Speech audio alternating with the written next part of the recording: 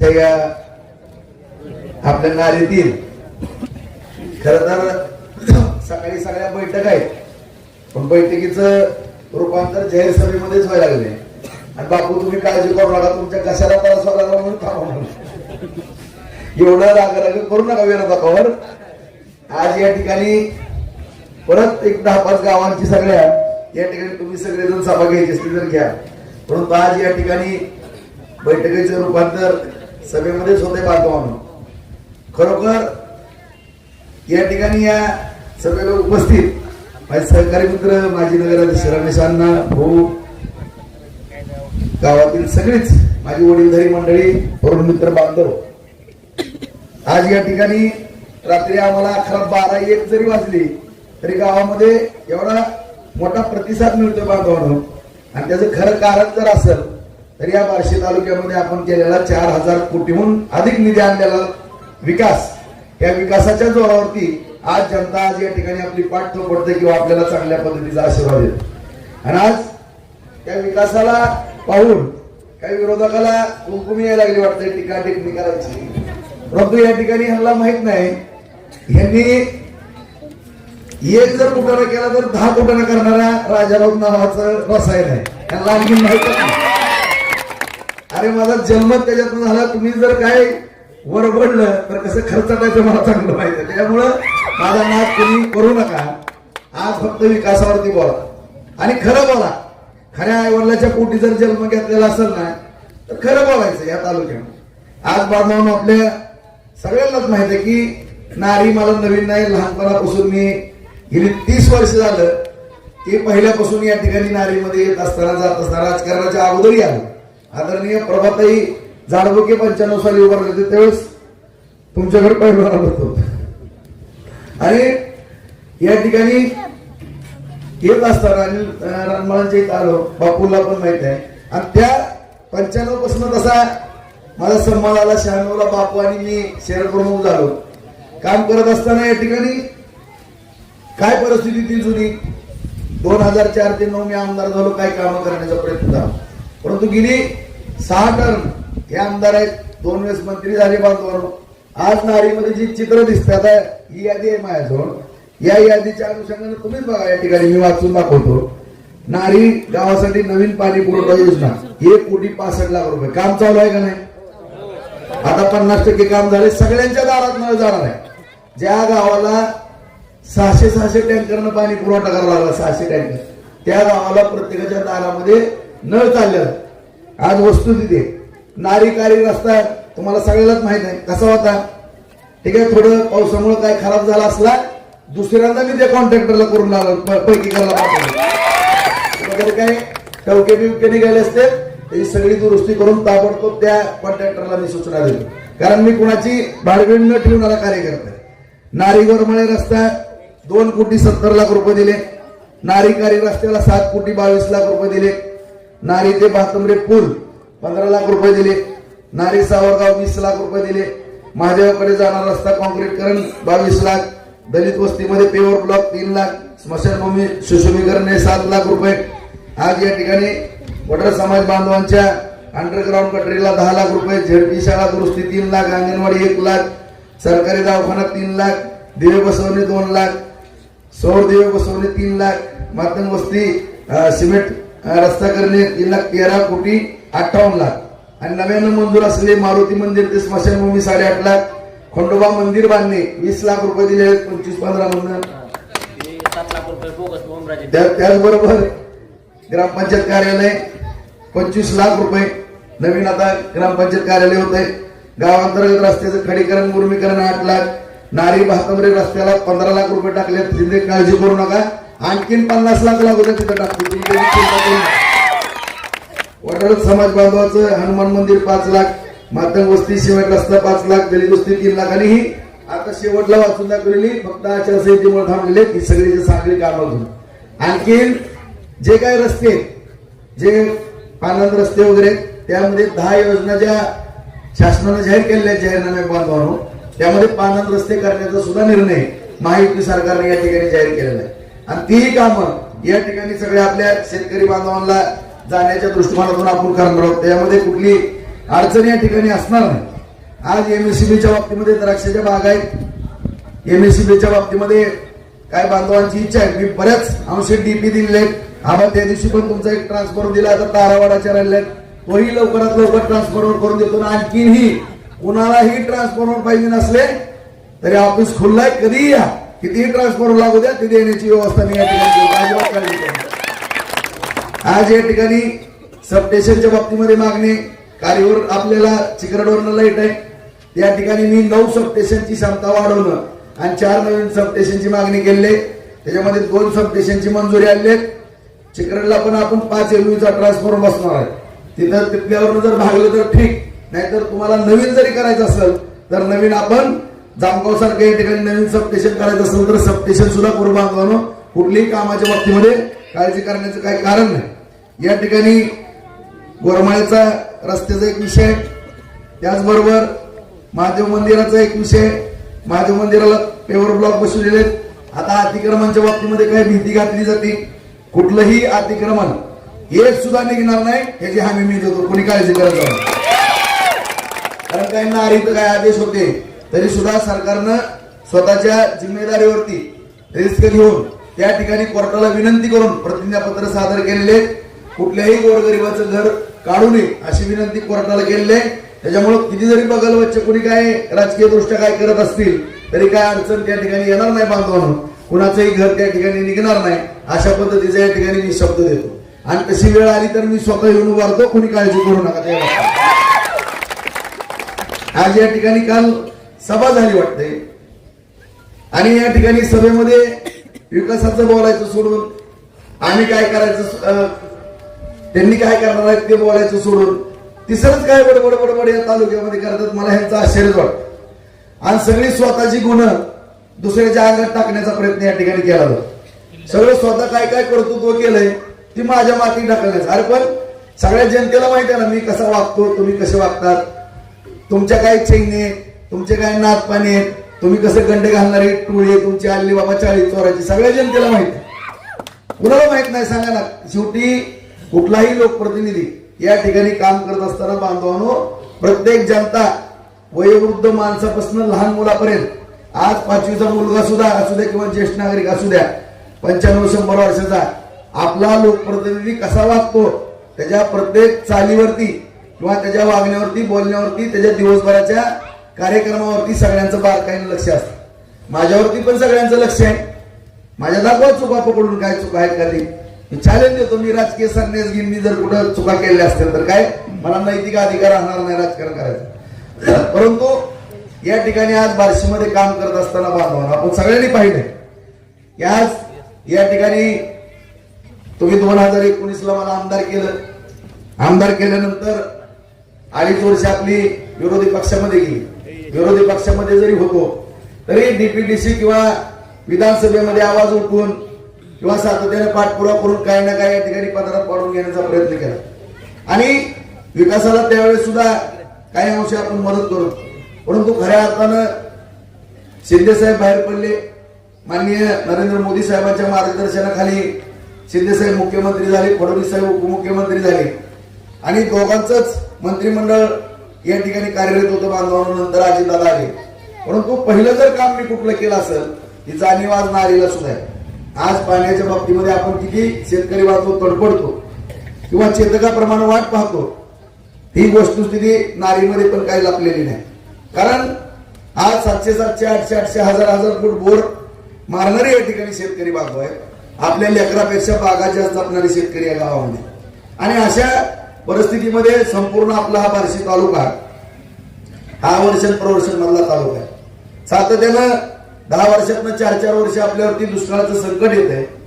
आज आपण काय करायला गेल्यानंतर त्या ठिकाणी सातत्याने आपल्याला अडचणी येतात, बागा मोडावं लागतात.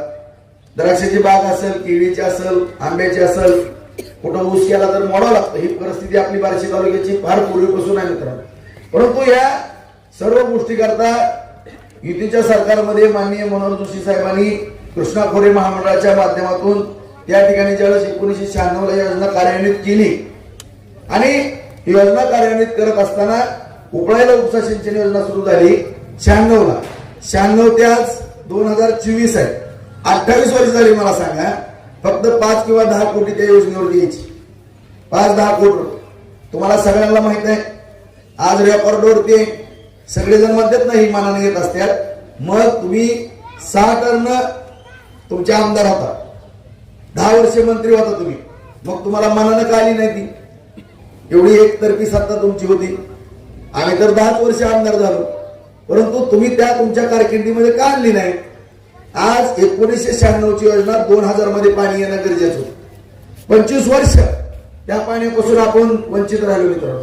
परंतु 700 कोटीची योजना प्रशासकीय मान्यता घेतली एकाच वेळेस.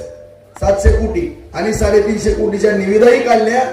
त्याचं काम चालू आहे. जाऊन सगळ्या पाहुण्या रावळ्याला विचारा तिकडे उपळाई वगैरे 90% काम पूर्ण झालेलं आहे. 85 ते 90%.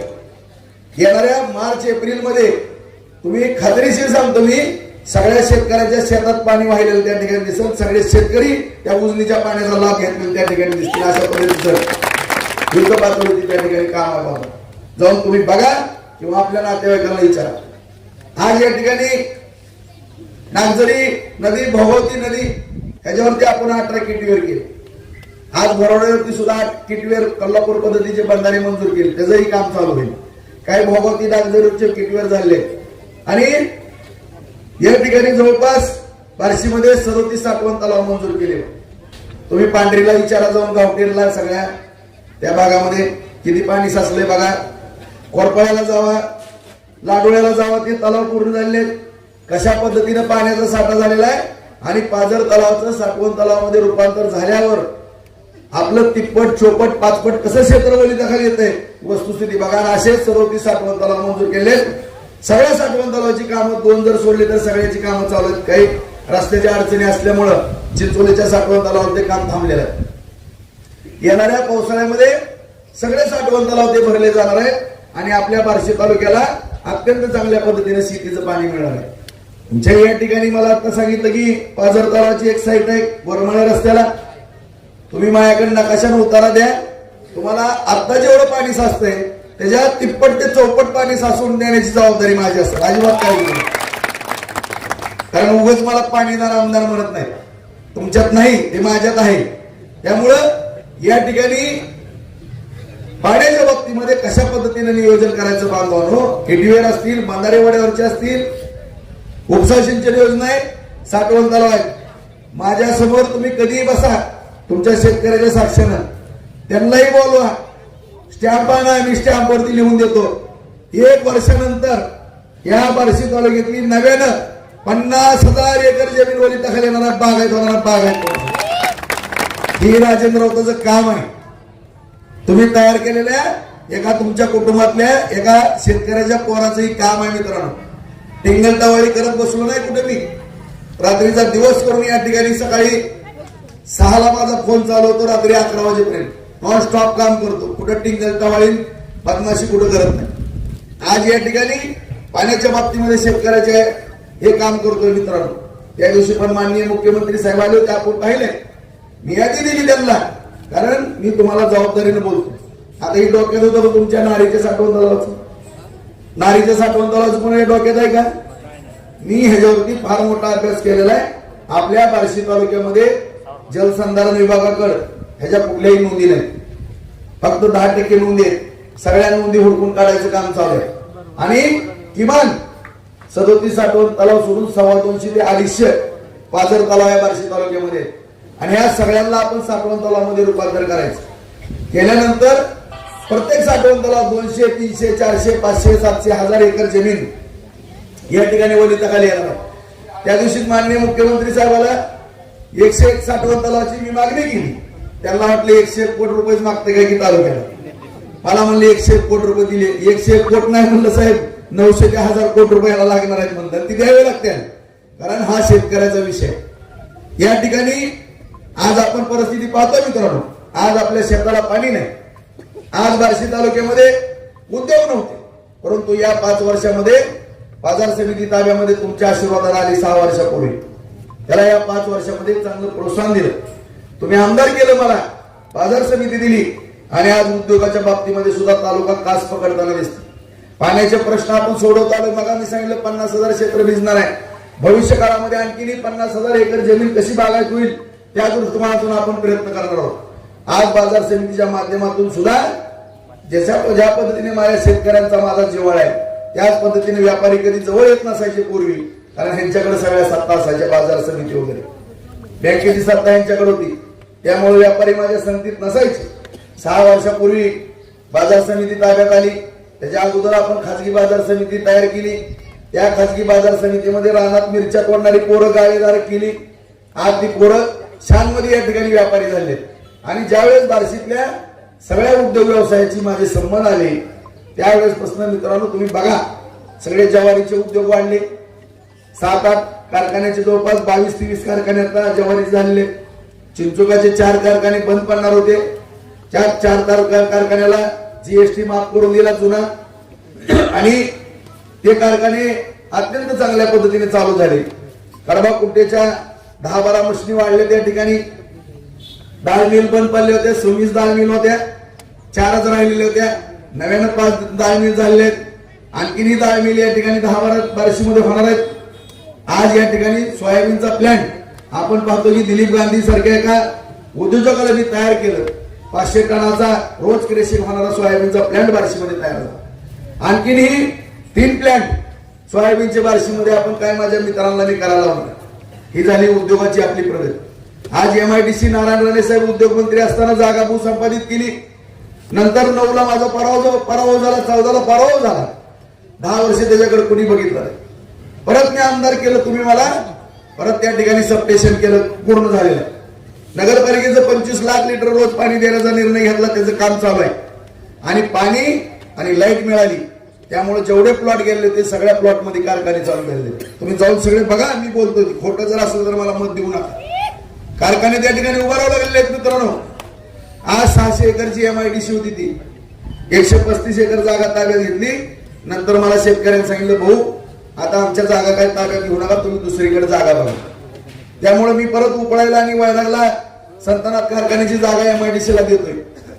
आणि आणखीनही 2 MIDC आपण बार्शीमध्ये मंजूर करतोय. या ठिकाणी सुद्धा उपळायला आणि वैरागला त्या ठिकाणी सुद्धा MIDC होणार आहे. त्या गाताच्या वाडीच्या MIDC मध्ये मी जबाबदारीने सांगतो की 4 ते 5 हजार तरुणांना काम मिळणार आहे. उपळायला MIDC होईल, त्यामध्ये 4-5 हजार तरुणांना काम मिळेल.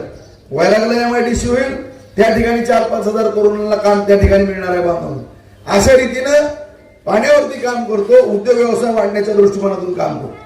कोरोना काळामध्ये डॉक्टरांचे संपर्क आला, सगळ्या डॉक्टरांना प्रोत्साहन दिलं. आज वैद्यकीय क्षेत्रामध्ये आपण 1 नंबरला गेलो. आज व्यापारामध्ये 1 नंबरला चाललेलं आहे. शिक्षण संस्थांना आपण मदत करतो, शिक्षणाच्या बाबतीमध्ये आपण 1 नंबरला चाललेलो आहे. अशा रीतीनं प्रचंड ताकद या तालुक्यातली वाढत आहे, अर्थकरण वाढत आहे, बागायत क्षेत्र वाढत आहे. आणि या परिस्थितीमध्ये ज्यांना काडीची अक्कल नाही, ज्यांच्या नगरपालिका कार्यक्षेत्रातले धाराशिवच्या एक रस्त्याचा खड्डा बुजवणे ह्यांना मुश्किल आहे, ते या ठिकाणी माझ्या विकासाच्या बाबतीमध्ये बोलतो. तुम्हाला काय नैतिक अधिकार आहे? तुम्हाला राजकारण शिकवलंच कुणी? शिकवणारा हित मी आहे, तिथे बोलतो मी काय बोलायचं ती, परंतु विकासाच्या बाबतीमध्ये तुम्हाला बोलण्याचा या ठिकाणी कुठलाही नैतिक अधिकार नाही मानतो. आज या ठिकाणी विकास कामं करत असताना आपण पाण्याच्या बाबतीमध्ये ऐकलं, MIDCच्या बाबतीमध्ये माझं धोरण ऐकलं. आज तुमच्या समोरचा झाला उस्मानाबाद रस्ता. फडणवीस साहेब मुख्यमंत्री होते, चंद्रकांत दादा बांधकाम मंत्री होते. बरोबर आहे, तुम्हाला तर मान्य. कधी होता का रस्ता एकदम टकाटक होता का? दुनियाचे खड्डे जायला यायला सगळं पाठीचं कंबरडं मोडायचं. आज शेलगावपासून सुद्धा पुढं त्या ठिकाणी कॉन्क्रीटचा रस्ता होता, त्या वड्या सोरीकराच्या वड्यापासून सावळे सरांच्या हॉटेलपर्यंत, आणि तिथनं डांबरी त्या स्टँड चौकापर्यंत. आज स्टँड सुद्धा सुंदर असं स्टँड करण्यासाठी 15 कोटी रुपये मंजूर केले. रुबाबदार स्टँड सुद्धा बार्शीचं दिसणार आहे. आज त्याला सुद्धा 15 कोटी आणले. आज सोलापूरचा रस्ता आपण त्या ठिकाणी फडणवीस साहेब मुख्यमंत्री आणि दादा बांधकाम मंत्री असताना केला. तोही रस्ता बघा 2 तास लागत होते त्या रस्त्याने जायला, कंबरडं मोडायचं. त्यानंतर लातूर रस्ता खड्ड्याने झाडं लावायची, आंदोलन व्हायची, तोही रस्ता पूर्ण झाला.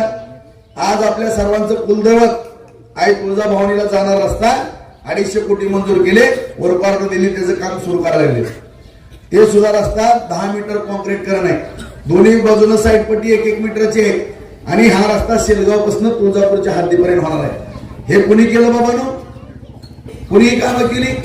प्रत्येक गावागावातले PWD असेल, मुख्यमंत्री सडक योजना असेल, 30-54, 50-54 पंतप्रधान सडक योजना, सगळ्या स्तरावरती आज तालुक्यामध्ये गावागावाला जोडण्याची रस्त्याची कामं आज मंजूर केली. कामं काय पूर्ण झालेली आहेत, काय कामं चालू आहेत. आज बार्शी नगरपालिकेला सुद्धा एकाच वेळेस 296 कोटी रुपयाची योजना मंजूर केली पाणी पुरवठ्याची. 50% काम पूर्ण झाले. उजनीत जाकवेल पूर्ण झाले. आज 50% पैप पुरायचे झालेले. मे मध्ये वर्क ऑर्डर दिलेले. पुढच्या मे मध्ये त्या बार्शीला 4 कोटी लिटर रोज पाणी येणार आहे. वैराला 38 कोटीची योजना मंजूर केली, त्याचं काम चालू होईल. बार्शी तालुक्यामध्ये सुद्धा नारी सहित 107 गावांना जलजीवन मिशन योजनेअंतर्गत 150 कोटी रुपयाचा निधी दिला. मित्रांनो, याकडे माझ्याकडे तोंड पाठ आहेत. काम करायला माणूस आहे म्हणून माझ्याकडे तोंड पाठ आहे सगळं. आज एवढ्या मोठ्या प्रमाणामध्ये आपण कामं करत असताना आज तुम्ही विकासाच्या बाबतीमध्ये बोलता. अरे तुम्हाला 7 लाख रुपये मागायला आले तर तुम्ही 100 हेलपाटे लावलेत. 100 हेलपाटे लावता खासदार आणि तुम्ही आम्हाला शिकवता विकासाच्या बाबतीमध्ये. आणि तुम्ही दहशतीचं बोलता आम्हाला. कुणाची दहशत होती काय होती ती? आज विकासाच्या बाबतीमध्ये बोला आणि समोरासमोर पुराव्यानिशी बोला. पुराव्यानिशी तयारी चर्चा करण्याची माझी तयारी आहे. परंतु या ठिकाणी आज बांधवांनो सगळा हा विकास करत असतो. आज आपण शिवसृष्टी उभा केलेली बघा.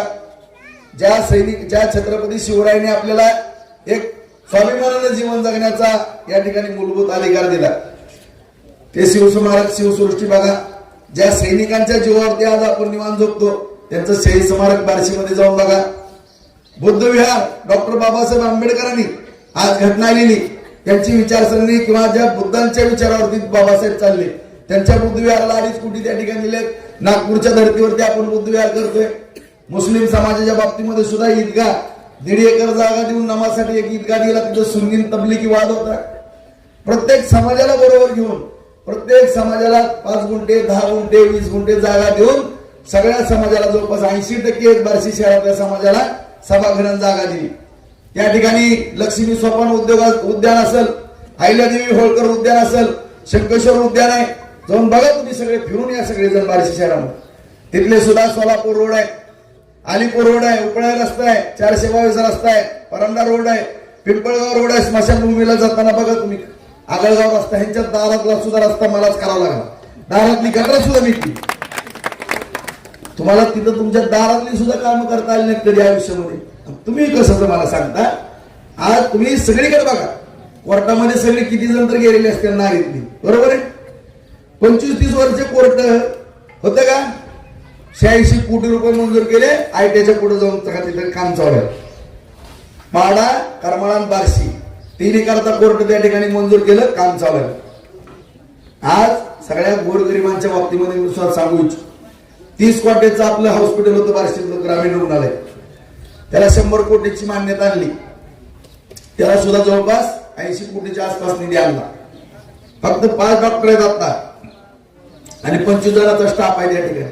परंतु 25 डॉक्टर आणि 125 लोकांचा स्टाफ सगळं कुठलंही ऑपरेशन हार्ट सहित सगळे ऑपरेशन 100 कोटीचं सुंदर डॉक्टर कर्मवीर मामासाहेब जगदळे मामाची हॉस्पिटल आहे.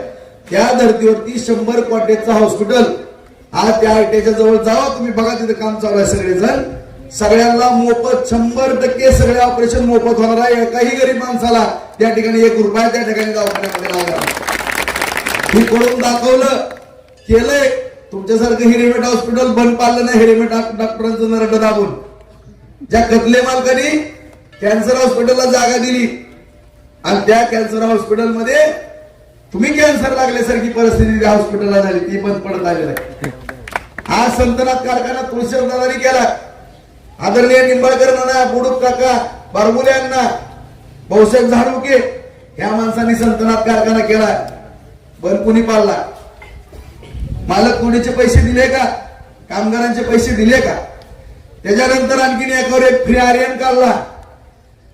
त्याच्या बाबतीमध्ये उसाचे पैसे, नारीतले पण पैसे बरेच बुडले असते. वसूल करून दिले. झाले का नाही? दिले की वसूल करून. निम्याच्या वर तर वसूल करून दिले. शेअर्स किती जणांना दिले मित्रांनो? किती जणांनी 100-150 तर शेअर्स असतील, 10,000 रुपये पावत्या कसल्या दिल्या, दिनगी हाय का राजेंद्र राऊतांनी कधी 1,000 रुपयाची दिनगी घेतली कधी?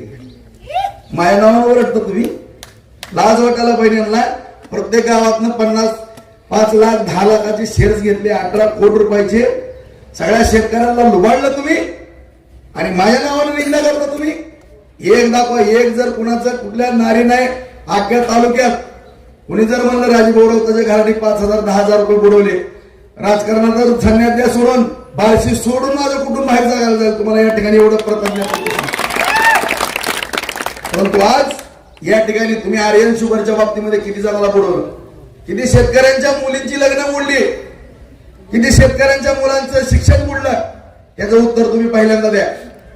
आज बँक, ज्या बँकेच्या जीवावरती माझा शेतकरी बांधव आहे, ज्या बँकेतनं आशेनं बघतो मला या अडचणीला सावकाराकडे न जाता मला बँकेची मदत होईल मित्रांनो, ती बँक 3600 कोटीची बँक होती.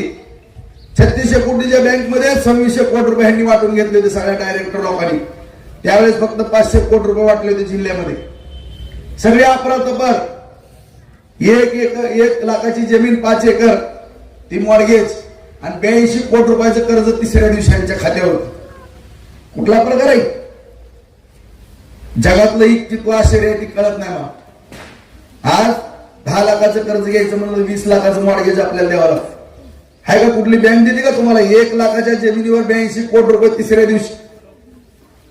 आज आर्यन शुगरला दिली, कारखाना बंद पडला, बँक अडचणीत आली, 320 कोटी रुपयाचा दावा बँकेने याच्यावरती लावलेला आहे. एनसीएलटी कोर्टामध्ये आता सुद्धा मुंबईला यांच्यावरती दावा चालू आहे, यांच्या परिवारावर. बँकेला टोपी घातली. आज 3 दिवसापूर्वी बँकेनं निकाल दिला, त्या ठिकाणी बँकेच्या त्या अफरातफरीवर सहकार कोर्टानं निकाल दिला आणि या सगळ्यांना दोषी धरलं. सगळ्यांनी अफरातफर केली म्हणून 238 कोटी रुपयाची वसुली यांच्याकडे काढली. मूळ 238 कोटी, त्याच्यावरचं 12% व्याज 13 वर्षाचं 950 कोटी पर्यंत हाकडा जातो. 35 जणांना दोषी धरलं, त्याच्यामध्ये ह्यांच्यावरती 30 कोटी रुपयाची रिकव्हरी काढली. ही रिकव्हरी म्हणजे व्याजासकट 75 ते 80 कोटी रुपयापर्यंत होणार आहे. एवढा अफरातफर तुम्ही. आज बाजार समितीमध्ये त्यांचं प्रतिज्ञापत्र वेबसाईटवरती काढा, आपल्या नेटवर जावा. आमच्यावरती आंदोलनाचे गुन्हे असतील, कुठं जर खोटा गुन्हा माझ्यावर भांडणाचा दाखल केलेला असेल, परंतु ह्यांच्यावरती 420 कशाला म्हणतात? आता 420 कशाला म्हणतात पोरांनो? चोर. 420चं त्या ऍफिडेव्हिट आहे ना प्रतिज्ञापत्र निवडणुकीचं. बाजार समितीला फसवलं म्हणून 420चा गुन्हा दाखल आहे. पुण्याची जमीन सरकारची हल्ली, त्याच्यावरती 420चा गुन्हा दाखल केला म्हणून महासंचालकानं आयुक्ताला आदेश दिले पुण्याचे. दुसरी चोरी, तिसरी चोरी, बँकेमध्ये अफरातफर केली म्हणून 420चा गुन्हा तिसरा दाखल होणार आहे. 3 वेळेस 420 गिरी करणारी माणसं माझी दहशत आहे म्हणता. आणि ज्या राजेंद्र राऊतावरती तुम्ही 4 वेळेस हल्ले केले, तुम्हाला माहिती आहे कुसळला माझ्या गाडी फोडली, मी पांडे चौकात पतसंस्थेत बसलो असताना पतसंस्था फोडली, मदिना मस्जिदी पुढे माझ्यावरती कुकऱ्या घेऊन आले, देवगाववरती माझ्या डोकं फोडलं. कुणाची दहशत होती? 4 वेळेस माझ्यावरती हल्ला करण्याचा प्रयत्न केला. तुमची गुंडगिरी. पोलीस स्टेशन मध्ये तुम्ही जाऊन वार केले, मनोहर वीरवांवर जॉन चोपराची हाताडी काढली पांडे चौकामध्ये. आज रस्त्याने फिरताना माझ्या माता माऊलीला फिरता येत नव्हतं. कॉलेजला माझी खेड्यातली पोरगी नीट शिक्षण घेऊ शकत नव्हती. आणि तुमची गुंडगिरी मोडण्याकरता राजेंद्र राऊताला 25 टाके पडलेले आहेत मित्रांनो. त्या राजेंद्र राऊतांनी एवढा मार खाल्ला, पोलिसांकडनं तुम्ही मला 15 वेळेस मारायला लावलेला आहे. आणि तुमची झाक जिरवली म्हणून आता तुम्हाला दहशत दिसते का? छत्रपती शिवरायांचा मावळा आहे. जिंदगीमध्ये आमच्याकडनं अन्याय अत्याचार होणार नाही. ज्या दिवशी आमच्याकडनं अन्याय अत्याचार होईल ना, त्या दिवशी राजकारण सोडून दिलं मित्रांनो. आम्हाला नैतिक अधिकार नाही. महाराजांचे मावळे आहेत आम्ही. या ठिकाणी कुठल्याही परिस्थितीमध्ये चुकीच्या पद्धतीने आम्ही वागणार नाही. कारण या ठिकाणी आम्हाला शिकवण छत्रपती शिवरायांची. आणि या ठिकाणी काम करत असताना तुम्ही आमच्यावरती दहशतीचे आरोप करता. तुमच्या भावाने कशा पद्धतीने वागले, कशा पद्धतीची सौकारकी तुमच्या भावाची होती, 2-2, 3-3 टक्क्यानं कसे पैसे दिले, कसं व्यापाराला उचलून आणलं, कसं मारहाण केली, सगळ्या बारशीला माहित आहे. त्यामुळे ही दहशतीच्या बाबतीमध्ये ह्यांना बोलण्याचा कुठलाही मित्रांनो अधिकार. आज तुम्ही विकासाच्या बाबतीमध्ये बोला. आणि या ठिकाणी जे सातत्यानं निगेटिव्ह पसरवण्याचा प्रयत्न केला जातो. आता बापू मागा तुम्ही सुद्धा म्हणले 1000 कोटीचं कर्ज, 1000 कोटीचं नाही बापू, माझ्यावर 100 कोटीचं कर्ज आहे. नाहीतर आणखीन जनतेमध्ये गैरसमज व्हायचा. राजभवन काय केलंय, दादा चांगले उद्योगधंदे करायला लागली माझी लेकरं, त्यांच्यावरती टीका. मित्रांनो, आज या ठिकाणी तुम्ही सांगा, आज डाळ मिलचा व्यवसाय सगळ्या महाराष्ट्रामध्ये जर पाहिलं तर माहेश्वरी समाज बांधव, जैन समाज बांधव, उमटी समाज बांधव, गुजराती समाज बांधव हे व्यवसाय करतात. मराठ्याचं पोरग म्हणलं तरी एकमेव रणजित BSc ॲग्री झाला म्हणून त्यांनी व्यवसाय सुरू केला. तुम्हाला माहित असेल, रणजित तुमचा मित्र असेल. म्हणला तात्या मला डॉक्टर होता आलं नाही, हॉस्पिटल नाही बांधलं तरी चालन, जाऊ दे आता ती झालं, मी BSc ॲग्री झालोय, मला दाढीचा कारखाना करून द्या. दिला करून. आता काय गुन्हा आहे का त्याला डान्स बार काढून दिला का मी?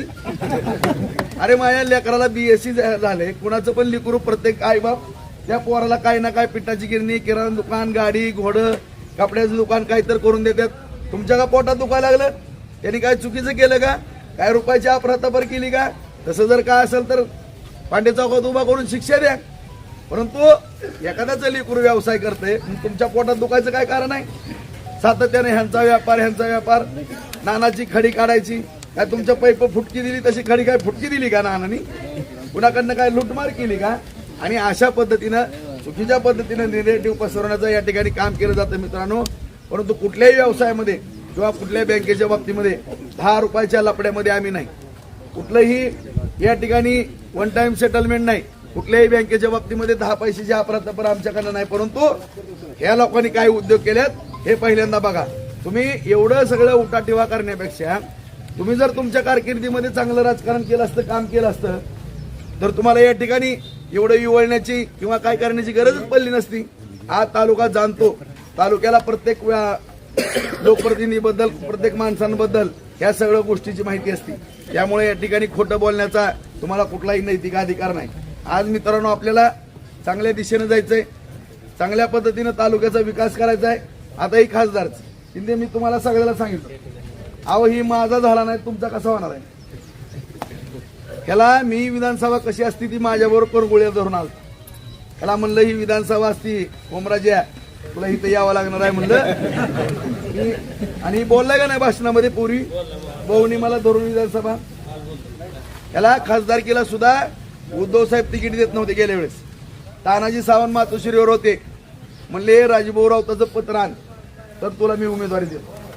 मी देवा शपथ घेऊन सांगतो, खोटं बोलत नाही, मी पत्र दिल्यावर ह्याची उमेदवारी जाहीर जाईल. आणि तू मला शिकवा लागलास बाळा. आता तुझं त्यावेळेस झाकून येलं सगळं आम्ही त्या सावंतांमुळं. तू किती कर्तृत्वान आहे किंवा काय, तुझं काय काढायचं तू काय माहित नाही का? आवळ्या शेजारी ढवळ्या काय पवळ्या बांधला. आज ह्यानी DCC बँक बुडली, तुमच्या कर्तृत्वानाने काय केलेलं? DCC बँकेचं उस्मानाबादच्या माहित नाही का पोरानू? आहे का ज्येष्ठ माणसाला? कुणी बुडवली बँक? ट्रॅक्टर घ्या, ही जागा घ्या, ह्याच्यातलं काढ, लोकमान्य मिल घे, अमुक घे. कुणी दिवाळ काढलं त्या बँकेचं? केरणा सहकारी साखर कारखाना कुणी बुडविला? कुणी बुडवला तेरणाचा कारखाना? आज तुम्ही संगत, तुम्हाला संगत गुण तुम्हाला सारखं लागलं.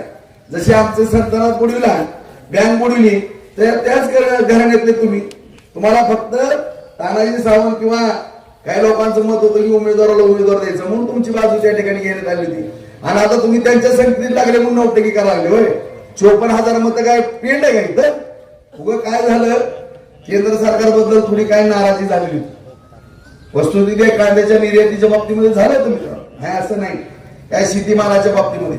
आणि त्याच्यामुळं आज तुम्हाला 54,000 मतं, काय उमेदवारी उशिरा झाली, असंख्य कारण होती. केंद्र सरकार अमुक तमुक, उमेदवारी उशिरा देणं, राष्ट्रवादीला जागा सुटणं, आणि ती जागा शिवसेनेला असती तर त्यावेळेस कसं झालं असतं तुमचं. आणि या ठिकाणी सगळ्याच आपल्या कार्यकर्त्यांनी जवळपास 35-40,000 मतं दिली, बरोबर आहे. त्याच्यामुळे तुम्हाला 54,000. आणि तुमची आणि माझी गाठच आहे, तुम्ही काळजीच करू नका. पुढच्या लोकसभेत तुमचा कसा करेक्ट कार्यक्रम करायचा अख्ख्या मतदारसंघ. आणि माझी विधानसभा झाली की अख्खा लोकसभेचा मतदारसंघ फिरायला चालू करणार पट्ट्यानं. तुम्ही काळजीच करू नका. माझ्या नावी का मी जर मनात आणलं तर काही पण घडू शकतं, आणि ती घडवण्याची धमक निश्चितपणानं माझ्यामध्ये. आणि कोण खासदार करायचा शेवटी बार्शी तिकडे सरशी बार्शीनं ठरवलेलं आहे. आतापर्यंतचे सगळे खासदार बार्शीने ठरवलं. शिवाजी बापू कांबळे असतील, कल्पनाताई असेल, तुम्हाला एकदा असेल, किंवा रवींद्र गायकवाडला असेल, किंवा डॉक्टर पद्मसिंह पाटलांना असेल, 6 वेळेस खासदार बार्शीने ठरवले आहेत मित्र. पुढे सुद्धा खासदार कोण करायचा आम्ही ठरवणार. आमचा जिकडे मूड असेल तो खासदार होणार. त्यामुळे तुम्ही आमचा नाद करणार, ही तुमचं शेवटचं राजकारण आहे. आणि ह्यांच्या बाबतीमध्ये मग बापूंनी सांगितल्याप्रमाणे सगळी माहिती घ्या मित्रांनो, सगळी माहिती घ्यायची. 20 लाखाचा जरी खासदार फंड द्यायचा म्हणलं किती टक्के मागते माहिती घ्या. तिथं कुणी कुणी कामं केलेत मला माहित नाही, गावातली कोण कामं करते. मी देवापुढे उभारलोय किंवा कडबन चौकशी करा किंवा अख्ख्या तालुक्यात चर्चा होत असते मित्रांनो. कुठल्या जर ह्या दिलेल्या कामात कुणाकडनं जर जेवण केलं 10 पैसे खाल्लेले असले असाच निघून जातो बघा बाहेर, न मत मागतो. घेतले का बाबा कुणाकडनं 10 पैसे घेतलं, तुम्ही दिले का मला कोणी? आणि तू मला शिकवतो भ्रष्टाचार आणि भ्रष्टाचार तुझी कशी प्रवृत्ती आहे किंवा ह्यांची कशी प्रवृत्ती आहे सगळ्या तालुक्याला माहित आहे, सगळ्याला माहित. त्यामुळे या ठिकाणी कुणाच्या पैशाने भगवंतानं मला काय कमी दिले? माझ्या जागा जमिनीच्या, माझ्या उद्योग व्यवसायामध्ये मला 4 पैसे पोटाला मिळतात. माझं कुटुंब सुखी आहे, सगळी लेकरं सुखी आहे. गरज काय एवढ्या मोठ्या लय पैसे घेऊन तर काय करायचं, वेळ लागून घ्यायचं का? त्यामुळे मला जेवढं राजकारणाला लागतंय तेवढं मी मिळवत बसतो प्लॉटिंगवर, नाहीतर त्याची सुद्धा गरज नाही मला. नाहीतर माझं मी सुखी आहे मित्रांनो. आणि अर्ध्या भाकरीत सुखी राहणं ही चांगलं शांतपणाचं लक्षण असते. फक्त राजकारण जर सोडलं तर राजकारणामुळे मी एवढं पळतो, उद्योगधंदा फास्ट करायला बघतो. नाहीतर काय गरज आहे एवढ्या कुठाने करत बसायची? खायला किती लागतंय? 2 टाइम खातं की माणूस, काय 10 टाइम खातं काय? त्याच्यामुळं पैशाची लालसा किंवा कुठल्या गोष्टी आमच्या पुढे नाहीत. आम्हाला त्याचं काही घेणं देणं नाही. फक्त आम्हाला विकास आणि ज्या जनतेने आम्हाला हातातल्या कोडासारखं सांभाळलेलं आहे त्या जनतेची उतराई करणं, त्यांच्या शेताला पाणी देणं, त्यांच्या पोराच्या हाताला काम देणं, हे उद्देश आम्ही डोळ्यासमोर ठेवून या ठिकाणी काम करतोय. त्याबद्दल माझी नारीतील सगळ्या वडीलधारी मंडळी, तरुण मित्र बांधवांना नम्रतेची विनंती की आज या ठिकाणी निवडणुकीच्या बाबतीमध्ये सुद्धा आज आपण कुठल्या ह्याच्यातनं उभारणार होतो आपल्याला माहित आहे. परंतु तुमची भावना होती की राजभवनी धनुष्यबाण चिन्ह घ्यावं, बरोबर आहे? तुमचा लाड शिंदे साहेबांनी, फडणवीस साहेबांनी आणि अजितदादांनी पुरवला. त्या ठिकाणी सांगितलं की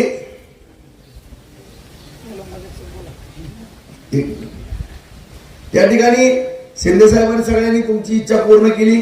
धनुष्यबाण या चिन्हावरती मला उभा केलेला आहे. आज जबाबदारी तुमची आहे. कारण आज जर पाहिलं या विकासाच्या बाबतीत किंवा व्यक्तिगत कामाच्या बाबतीमध्ये सुद्धा आपण नीट बघा. तुम्ही आज या ठिकाणी 5 वर्षातलं तुम्ही साधं गणित बघा की 5 वर्षामध्ये 19 ते 24 सगळ्या शेतकऱ्यांचे पासबुक बघावर तुम्ही एकदा तपासा, एकदा नजर मारा इथनं घरी गेल्यावर सगळे. तुम्हाला किती पैसे आले सगळ्यांना? 470 कोटी रुपये या ठिकाणी सगळ्यांना दिले. किती? 3 लाख आले तुला. 470 कोटी रुपये या बार्शीमध्ये मिळवून देण्याचं काम केलं. ह्याच्या अगोदर का दिले ना त्यांनी? ह्याच्या अगोदर सततचा पाऊस होता, अतिवृष्टी होती, दुष्काळ होता ना? का आले नाहीत पैसे मला याच्या अगोदर सांगा तुम्ही? ह्या 5 वर्षात 470 कोटी रुपये का आले? सततच्या पावसाचे दिले, दुष्काळाचे दिले, पीक विम्याचे दिले, अतिवृष्टीचे दिले, फळबागाचे दिले. केशव बापू गेलो त्याला दुष्काळात टाकलं नाही, गेलो म्हणजे त्याला दुष्काळात टाकलं मी. केशव बापूची सुद्धा द्राक्षाची बागेची दिली. बापू मिळाले का तुम्हाला? आणि रोज सकाळ संध्याकाळ फोन होता, काय झालं भाऊ द्राक्षाच्या पैसे मिळालेला सगळ्यांना? कुणी दिले मित्रांनो? मी माझ्या घरात दिली ना 10-5 एकरी कोण, परंतु सरकारकडनं आणून देण्याची धमक तर तुमच्यात पाहिजे ना. आज सरकारनं सुद्धा लाईट बिल माफ केलं का नाही? लाईट बिल भरायचं का आपल्याला नव्यानं आता? आज या ठिकाणी आपल्या मुलींना शिक्षण मोफत केलं की नाही? आज SC-BCच्या खाली मराठा समाजाला सुद्धा शिक्षण मोफत केलं. 70 वर्षाच्या माझ्या बांधवांना आज आयुष्यमान भारत खाली 5 लाख रुपयापर्यंत कवच कुंडलं दिल्यात हॉस्पिटलच्या बाबतीमध्ये. महात्मा ज्योतिराव फुले योजनेमध्ये 50,000पर्यंत मोफत आज औषध उपचार दिलेले. अन्नधान्य कोरोना काळात चालू केल्यापासून 2028 पर्यंतची मुदतवाढ दिलेली. ज्येष्ठ नागरिकांना एसटी मोफत केली. माता भगिनींना 50% एसटी दिली. आज सगळ्यात प्रभावी अशी योजना असेल तर ती मुख्यमंत्री लाडली बहीण योजना. आज सगळ्या माझ्या माता मुलींच्या खात्यावरती 1,500 रुपये पडतात. त्याला सुद्धा 2100 रुपये सरकार करणार आहे. आज माझ्या ज्येष्ठ नागरिकांना 1500 रुपये, त्यांना सुद्धा 2100 रुपये करण्याचा निर्णय सरकारने घेतलेला आहे मित्रांनो. आणि ज्यावेळेस मुख्यमंत्री लाडली बहीण योजना जाहीर केली त्यानंतर आम्ही काय आमदार मुख्यमंत्री फडणवीस साहेब दादांना भेटलो. साहेब म्हणलं सातत्यानं कांद्याच्या भावामध्ये अडचण झाली, सोयाबीनच्या भावामध्ये अडचण झाली, तुम्ही हेक्टरी 5,000 रुपये दिल्यात मान्य, परंतु एकदाच शेतकऱ्याचं कर्ज माफ करा. म्हणून आम्ही भेटलो. आम्हाला त्याच वेळेस शब्द दिला होता, थोडी वेळ द्या, आम्हाला सगळा लोड पडलेला आहे, पुढच्या टर्म मध्ये आम्ही नक्कीच शेतकऱ्यांचं कर्जमाफीचा निर्णय घेऊ. आणि त्याच पद्धतीनं महायुतीच्या माध्यमातून जाहीरनाम्यामध्ये सुद्धा शेतकऱ्याचे कर्जमाफी करण्याचे संकेत या ठिकाणी दिलेले आहेत. मित्रांनो, तो जाहीरनामा महायुतीचा एवढ्या तत्परतेनं काम करणारं सरकार, पोटात लिकूर आहे त्या लेकरापासून मृत्यूपर्यंत काळजी घेणारं सरकार आहे. आज थोडा गैरसमज लोकसभेला झाला होता, तो होऊन देऊ नका. आणि एका बाजूला ही बगल बच्चे एवढ्या योजना कार्यान्वित असताना सातत्याने टिंगलटावाळी करतात. काय करतात? जानेवारी मध्ये योजना बंद होणार आहेत, पगारी होणार नाहीत. बरोबर आहे, हीच बोलतात ना. मग यांनी जाहीरनाम्यामध्ये 3,000 रुपये महिलांना कुठनं देणार आहेत? ही कर्ज माफ कुठनं करणार आहेत? राहुल गांधीची काय इटली मधली सगळी प्रॉपर्टी विकायची का? उद्धव साहेबांची इंग्लंड मधली 2 लाख कोटीची विकायची? ती कोण कर्ज माफ करणार का? या ठिकाणी अत्यंत चुकीच्या पद्धतीने प्रचार केला जातो. कारण मित्रांनो, या ठिकाणी मी आवडून सांगू इच्छितो की आपल्या देशाची अर्थव्यवस्था ही भक्कम आहे.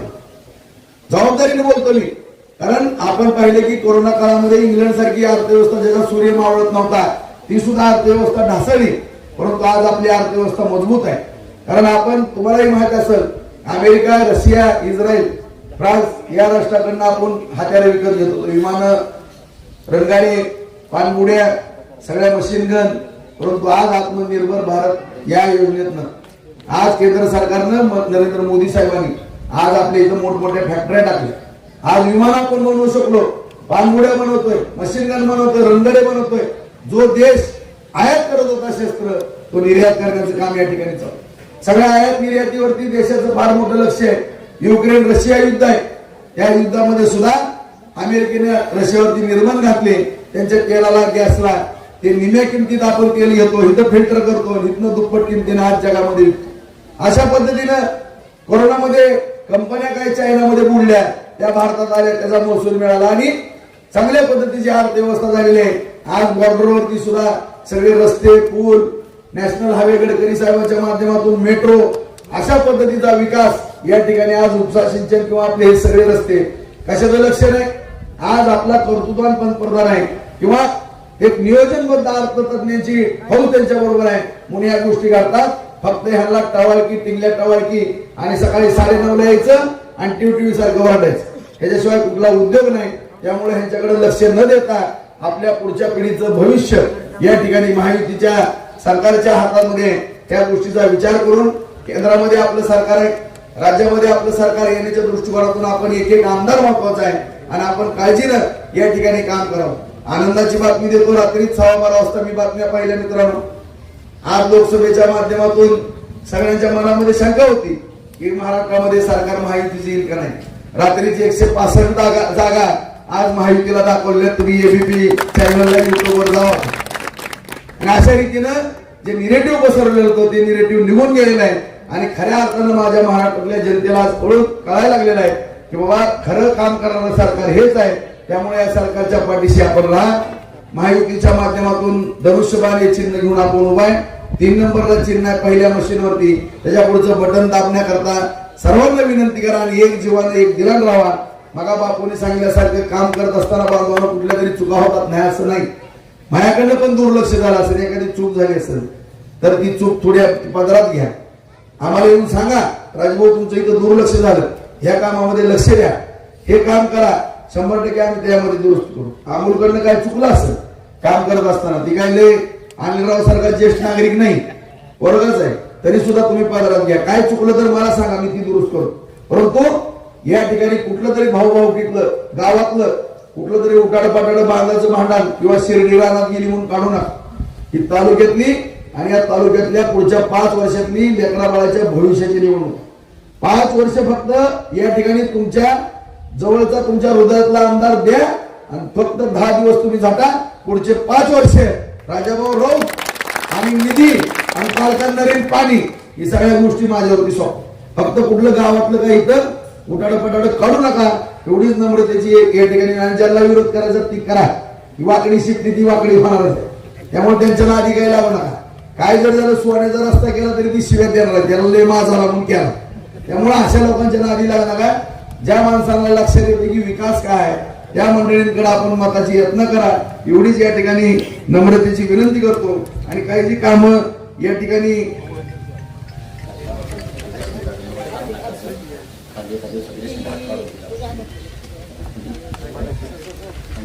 आणि एवढं बोलून मी माझे 2 शब्द संपवतो. आज मागण्या आलेल्या आहेत माझ्यासमोर. मुस्लिम समाज दफनभूमी करता लाईट पाणी काळजी करू नका, दिलं म्हणून समजा मी देणारा माणूस आहे.